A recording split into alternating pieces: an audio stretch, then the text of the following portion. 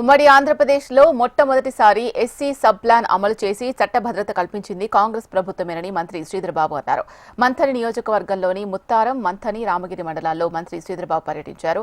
రాజ్యాంగ నిర్మాత అయిన డాక్టర్ బిఆర్ అంబేద్కర్ ఆలోచన విధానానికి అనుగుణంగా కాంగ్రెస్ ప్రభుత్వం ముందుకు తీసుకెళ్లి అన్ని వర్గాలకు సమన్యాయం చేసే ప్రయత్నం చేస్తున్నామని మంత్రి శ్రీధర్బాబు తెలిపారు.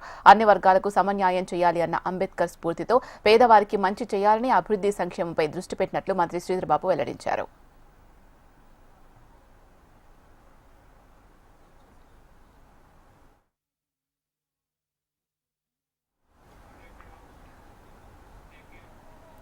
మాజీ స్పీకర్ దుద్దిళ్ల శ్రీపాదరావు వర్ధంతిని నాచారంలో నిర్వహించారు. కాంగ్రెస్ పార్టీ జాయింట్ సెక్రటరీ, మాజీ సైనికుడు సంతోష్ రెడ్డి ఆధ్వర్యంలో కాంగ్రెస్ నాయకులు శ్రీపాదరావు చిత్రపటానికి పూలమాలలు వేసి ఘనంగా నివాళులర్పించారు.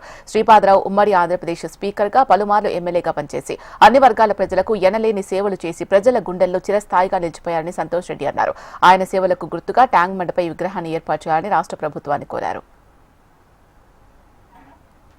స్వర్గీయ దుద్దిళ్ల శ్రీపాదరావు గారి వర్ధంతి సందర్భంగా నాచారంలో వారికి ఘనంగా నివాళులు అర్పించడం జరిగింది. ఈ సందర్భంగా వారి అభిమానులైన మేము తెలంగాణ యూత్ కాంగ్రెస్ మరియు ట్రిపుల్ శివసేన వారి విగ్రహాన్ని ట్యాంక్ బండ్ మీద ఏర్పాటు చేయాలని తెలంగాణ గవర్నమెంట్ని కోరుకుంటున్నాం.